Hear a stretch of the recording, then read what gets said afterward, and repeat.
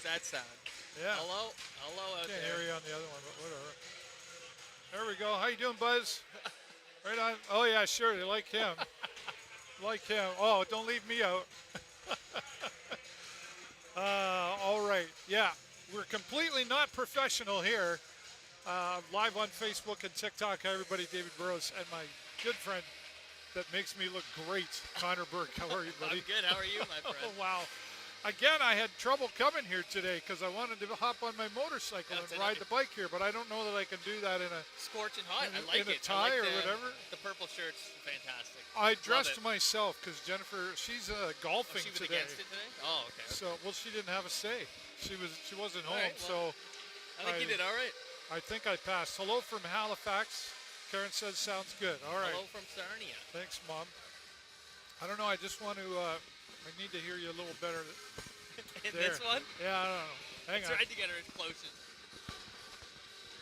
You don't hear me? It's on the other one. There. You hear me now? You hear me now? There we go. Mother, father. Hello from Saskatchewan, and Halifax is out there as well. Very cool. And to those of you on Facebook, thanks for being here. Well, Connor, let's get just right into a couple things. I get messages all the time. People going, "Are you going to ask this? Are you going to talk about that?" And you know, we're not here to be brutally negative or anything, right? You know, I mean, no. I get it. People start blaming and whatever. It's like, wait a minute. Okay, the last game here at home, 8-1 loss. It's a tough game. Right? Like, but you know, Al Letang does it very, very well. I was listening to him. He's on a podcast called Glass and Go, or I can't remember. I got it here on Spotify. And it was like an hour podcast. Okay. And, you know, post-game press conference last week, the question, you know, like how do you ask the question to start it off? Like, your thoughts on tonight's game. Well, what do you mean, what are my thoughts on tonight's game? Not good? Right? Not many thoughts. So he's kind of asked, like, you know, what's your comments? And he's like, I don't want to say anything. Like, you know, but he was honest. He said we were outworked. We didn't stay on the puck. You know, a lot of things that he said he saw, and he put it out there.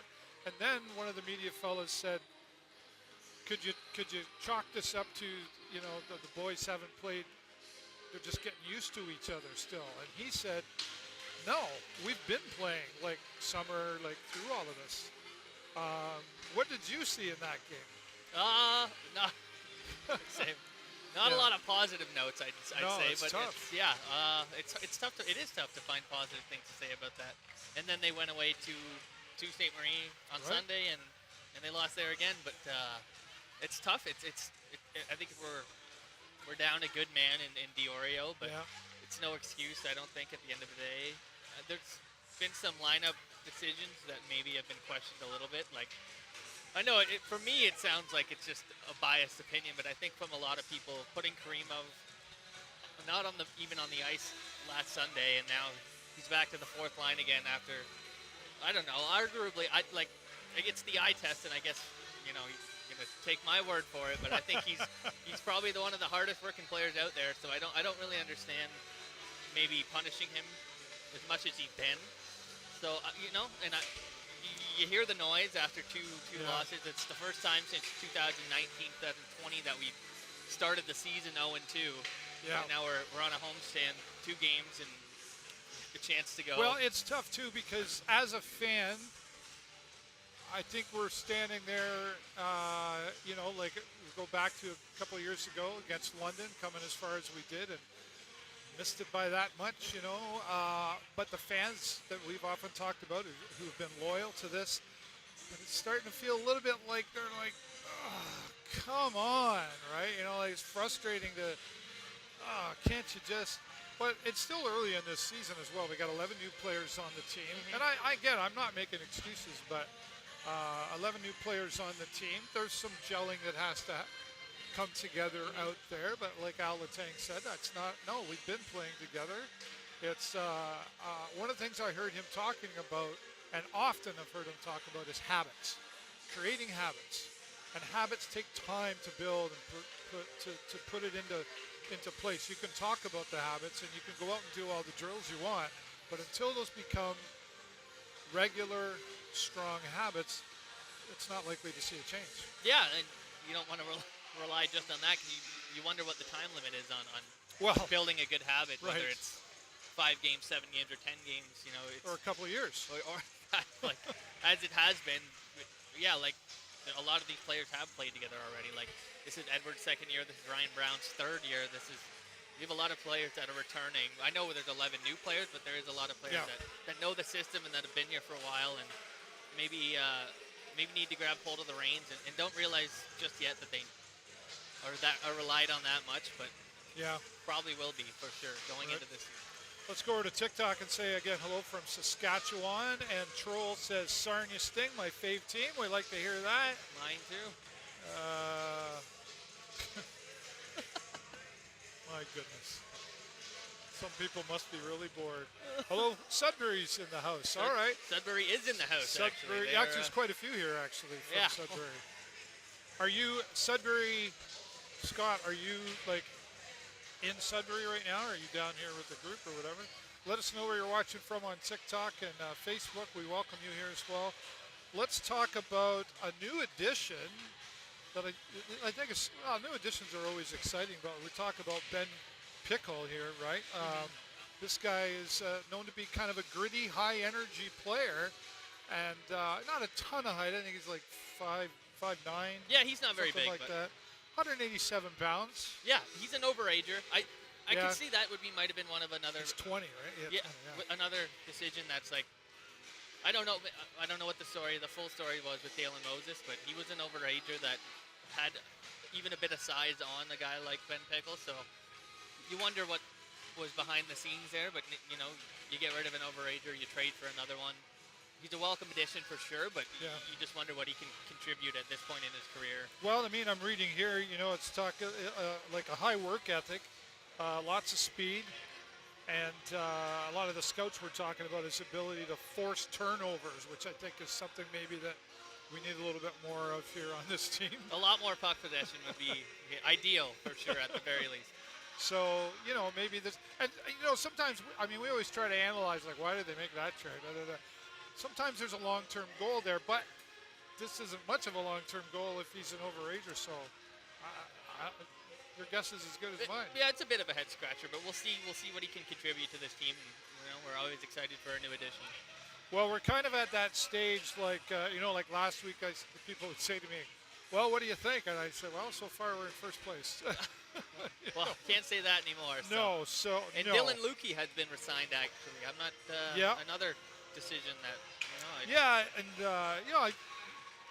Bittersweet for him. Yeah, for sure. I liked him as a player. He had a good shot. Maybe he wasn't an all-time point contributor, but he was a player that had been around for a little while, and it's weird to say goodbye to players like that when you don't know that it's coming. He's been kind of labeled a bit as a two-way player defensively, right? Mm-hmm. He can play defensively, but he can also go on the attack when it's needed as well. Would you agree with that? Yeah, I would for sure. I liked his play, and that's why it's kind of a weird decision. And we're kind of stuck with a lot of forwards right now, but he was one that helped out a lot on both ends of the ice. So, again, time will tell. So, we're just we'll never get the full. We're making stuff up to talk about because it's so early, right? But we'll never get the full answer. No. That's why we can do this. We're here to analyze and have some fun, right? I give up. Remember me, David? I'm from Ottawa. I even joined your live once or twice. Oh yeah, right. Sorry. Yeah, it's coming back to me. Oh, thanks for liking the live out there on TikTok. We got to 74,000 there. It was a couple of weeks ago. And I think 10,000 recently. So I give up. Just followed us on TikTok. Yeah, been a while. Great to have you back. Mom's tapping away. Those of you watching out on Facebook, when we end here on Facebook, we will come back in a little bit, but I'm staying live the whole time on TikTok. So come and join me for that. Lucas Fisher is, like we were just talking about, like, his leadership role too on this team. Like last year when they were getting ready to talk about who's going to be the captain, we were a little surprised by this one, I think. Yeah, I me personally too, a little bit. I think he was more of a quiet leader. If anything, we'll never get the answer because I'm not in the locker room, so I yeah. don't really know the full extent of his leadership abilities. But a bit of a surprise, and he only got one preseason game with the St. Louis Blues, I think, before he got sent down. So I'm not sure what the showing was like there at the NHL camp, but we're welcome to have him back. If he's not going to contribute to them, he'll help us. He'll help us out. Yeah, so. for sure. There's a lot of emotion going on when you have a player that is involved in the OHL level and then gets called up. Their excitement level, wow, like it's getting the golden ticket to the Willy Wonka factory. You're up there, and you're giving it your all. At least you think you would be, and then back here, happy to be here, I'm sure, and still be playing, but it's got to be a roller coaster of emotions for a player. No, 100%.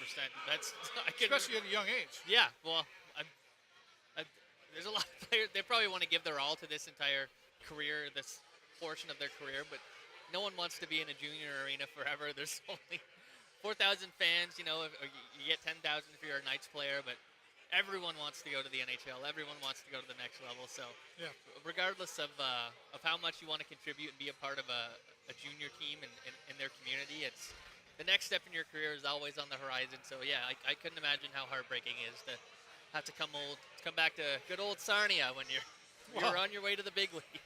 Lot of mixed emotions, like I said.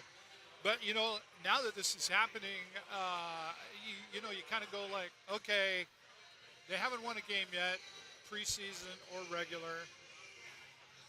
Sometimes, it's two-sided coin there. I think, it's like it's hard to crawl out of that rut. But at the same time, sometimes that can be what drives you to go. And again, those emotions have got to be pretty mixed out there if you're a Sarnia Sting player coming into this arena tonight trying to perform for the fans. I would just say especially new ones that have maybe given up a different aspect of a different avenue to go to the NCAA or to go to a different league, and now they're here and you're 0-2 and you're like, wow, I came here to do this. Did I make the right decision? This stinks a little bit. So I'm sure it's on their minds and they want to give it their all, and I'm probably pretty frustrating too. I could imagine. Right. Well, you can imagine, like, if it sucks for you as a fan, imagine if you're the player. Yeah. Or the coach. Let's talk about the coaching staff, right? Braden Guy's in here now. I think a great addition, brings kind of an age factor to it all, to be able to be relatable to these young players. And then you've got Al Letang. Let's talk about it for just a moment. Like, the coaches get beat up a lot. Right, and you're hearing like, let's change things up in the coaching staff, whatever. I'm not there. Like and again, I'm certainly no expert or whatever, but just knowing how I've been able to get to know Al a little bit over the last few years, I don't know. I really like him. He's a great guy. I've met him personally too. But this is his 5th year going in. Yep. We've only had one winning season under his guys. The other ones have been under 500